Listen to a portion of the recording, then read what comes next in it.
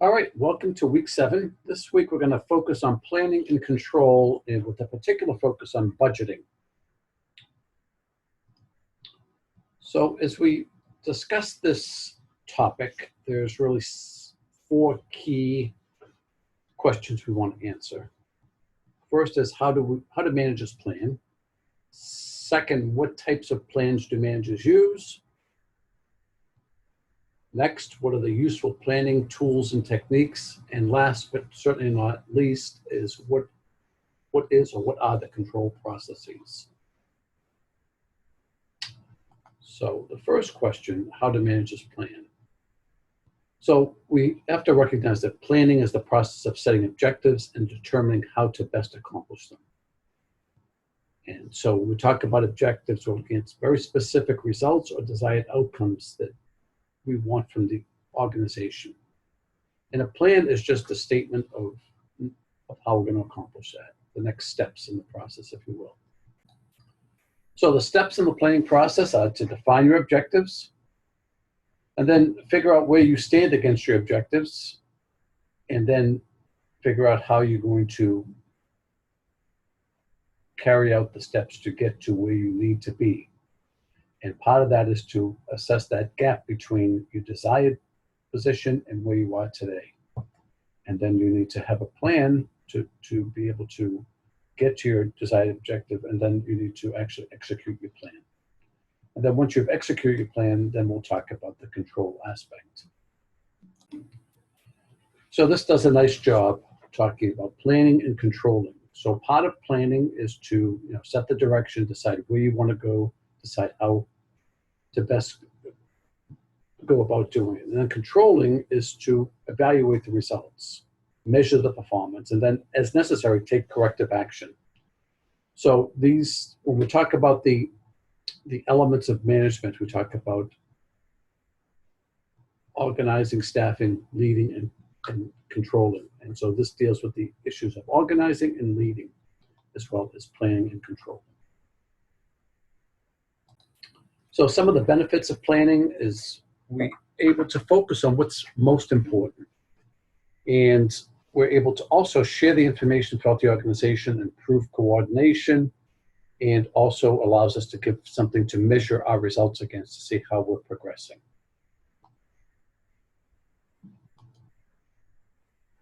There are different types of plans. So typically when you think about an organization, there's really 3 levels of plans.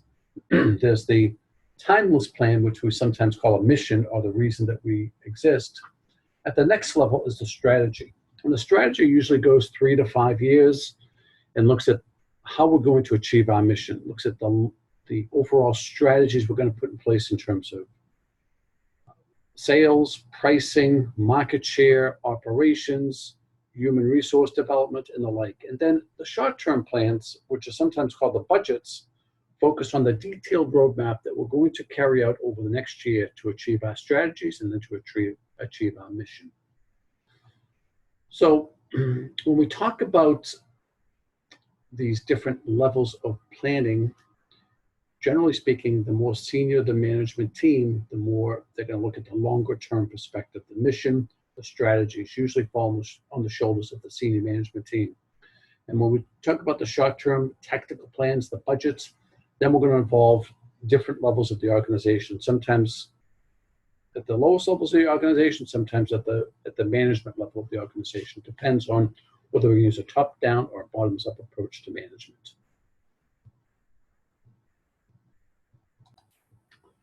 So there are different types of plans managers use.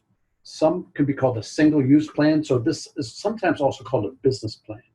Sometimes when I have an idea, a proposal, I want to buy a new piece of equipment, I want to start a new product line, I have a new business venture, I put together a one-time plan and I try to communicate that to the key stakeholders and decision makers. Budgets are typically very detailed in nature, usually focused on the next or 1-year time frame.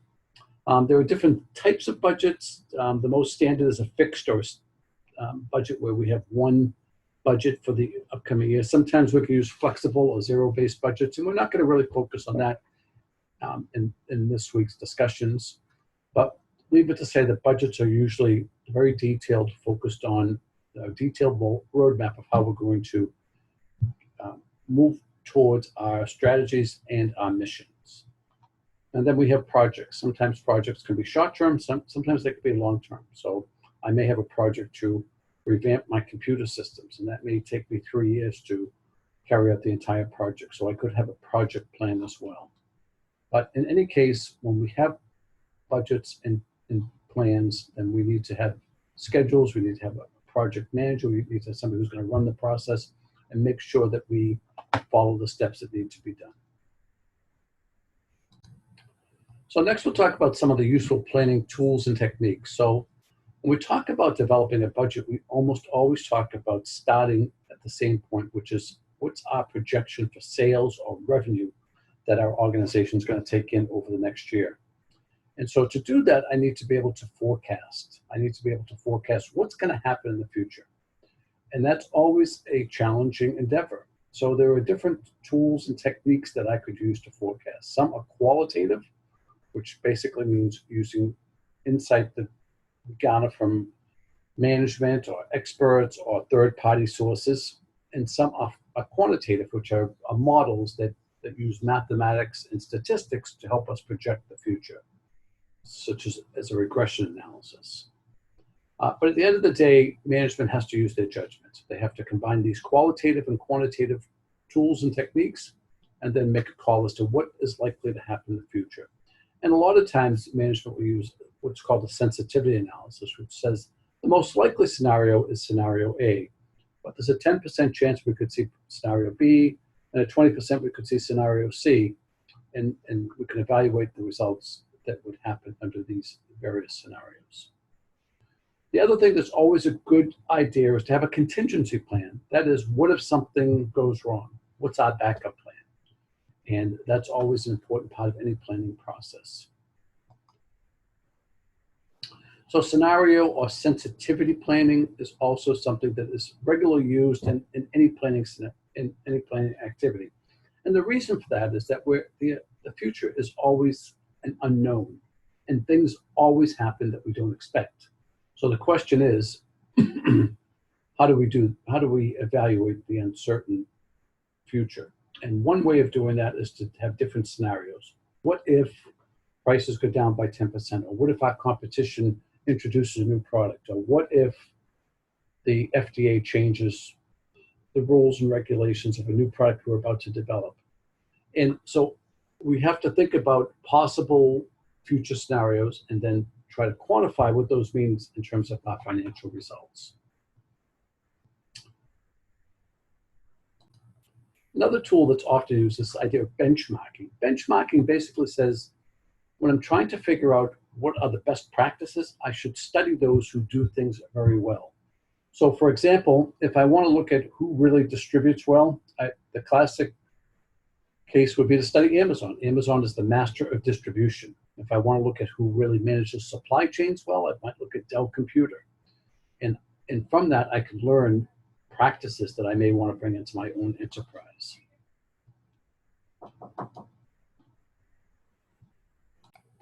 One of the key things that comes up in planning and budgeting is who should be involved. At what level should we have participation and involvement? So one issue is, should we have a tops down or a bottoms up? So a tops down is essentially that management is going to assign the budgets and results to different people in the organization. And there's not going to be a process of give and take, of seeking input from others. The other end of the spectrum is a bottoms-up approach, where I ask people at the various levels of the organization to tell me what they think they can achieve in terms of spending, revenue, etc., and I roll that up. And so there are pros and cons of each. Tops-down approach is more efficient. It also enables senior management to pretty much set the tone as to what they expect to achieve for the year. The downside of it is that oftentimes if people are not involved in the planning process, they don't feel as committed to it, and sometimes there's resentment. So different organizations will effectively take different approaches or not effectively. So we have to recognize that there's no one way to budget or plan, but we have to be very careful about the way we choose, and then we have to make sure that we put the right tools in place to allow people to exercise their responsibility either way. So when we talk about how participation involvement can help build commitments, so we talk about people understanding what the planning objectives are, determine where things stand, look at where we need to be, and then develop the plans to fill the gap between where we are versus where we need to be. And then once that the plan is put in place, then they're given the responsibility to implement and ultimately then to evaluate how they're doing against the plans that they participate in. So the fourth step in the process is what is control. So if I have a plan in place, I have objectives I want to meet. Now I have to evaluate how I'm doing against those. And that's called the control phase. So I have to measure it, and then I have to make an assessment as to whether I'm achieving, exceeding, and whether I'm, in either case, I have to make an analysis as to why. And so this is an essential part of the planning function, is the control aspect, is to give feedback to those who are responsible for achieving the plan, and when appropriate, to make corrective action. And it's a good organizational learning tool, and it's also a good way to find out where we may be having some problems and then to address those in a timely fashion. So here's a 4-step process for control. So we've established the objectives and standards, that's the plan. Then we measure our actual results against the established objectives and standards. We compare the results against the standard or the budget, and then, if necessary, we take corrective action. That essentially is the 4 steps in the control process. So next week, we'll talk about something called the balanced scorecard, and we'll talk a little bit about responsibility accounting, which will talk about some of the more detailed tools in the control phase of this process. So to look a little more detail at Chapter 9, how operating budget's created.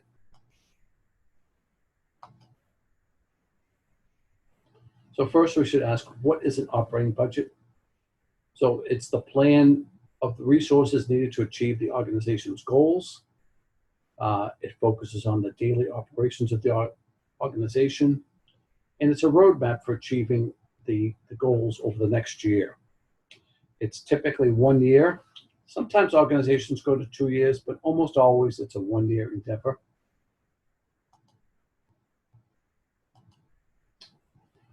We can use a tops-down approach to budgeting, which is that management sets the goals and objectives and puts the plans in place. And this can sometimes cause employee resistance.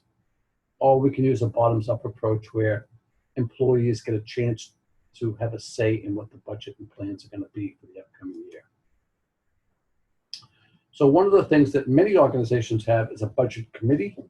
The budget committee pretty much sets the planning calendar in place and talks about what needs to be done, what forms need to be filled out, what the objectives are. And often this is a cross-functional team made up of senior managers, and they'll pretty much manage the process of the budget. And part of the master budget is to create a series of schedules that the organization will need at the end of the process. So the budget schedules included in the master budget. We're going to have a income statement that's going to include the sales and the expenses. We're also going to have a projection of cash, and we're also going to have something called capital expenditures, which we'll cover in another week or two. But when we talk about the master budget, it's the operating budget of the income statement. It's also the balance sheet. It's the statement of cash flows, and it's a look at the major capital expenditures that we need to make. So all of these things are part of the budget process or the master budget. So I'm not going to delve into a lot of the master budget because different organizations collect different information. But generally speaking, a master budget starts at the same point, which is the sales budget comes first. Because once I've projected the sales, then I have a basis to understand what I can afford in terms of expenses, what I need for inventory, and what capital expenditures I might be able to afford. So typically, sales are done by, either a quantitative or qualitative approach to forecasting, and will drive much of the rest of the budget. So sales budgets can come from the sales staff, it can come from research, and in some cases, in very large organizations, we'll also take a macro look at the economy.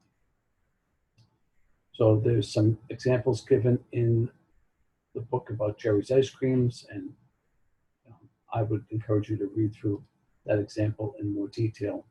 I'm not going to cover it here, but it will give you a good idea in terms of how a business might do a particular budget. But starting with the sales budget and using the various resources and capabilities we have to understand the future, that will be the starting point of the budget. Some organizations are manufacturing based, and if they're manufacturing based, they'll have a production budget. We're not going to dwell on this whole issue around manufacturing versus non-manufacturing. But if we were a manufacturing company, it gets a little more complex because we, in addition to budgeting for our operating expenses and the people in our organization, we also have to budget for the whole production process. But I'm going to skip over that in this course. The reason I'm going to skip over it is that most of you are in the healthcare professions. In fact, all of you are in the healthcare professions, and this doesn't really apply to our discussions in those professions. So one of the things that comes out of the budget is something called the budget income statement. And what does that tell us? It gives us an estimate over the next year what we expect in terms of revenue or sales, what we expect in terms of expenses, and what profit or loss that we expect to achieve. This is often the most carefully reviewed and scrutinized element of the budget. So another element in the budget, and we'll come back and look at this in a little more detail in a few weeks, is something called the capital expenditure budget. These are very expensive long-term items. You'll buy a new piece of equipment, add a new building, maybe buy some intangible assets, like a patent or a copyright. And they get special attention because they not only impact the current year, they impact several years in the future. So we have a special approach to looking at these long-term expensive items. And as I mentioned, we'll come back to this in more detail in a few weeks. And then in addition to profitability, companies have to worry about cash. And you might think that cash and profit go hand in hand, but often they don't because, well, for example, I might be making capital expenditures, which may not impact my current year's income statement, but could impact my cash budget. And so companies have to be concerned not only about profit, but about cash and making sure that they have enough cash on hand to meet their short-term obligations like payroll and paying their vendors.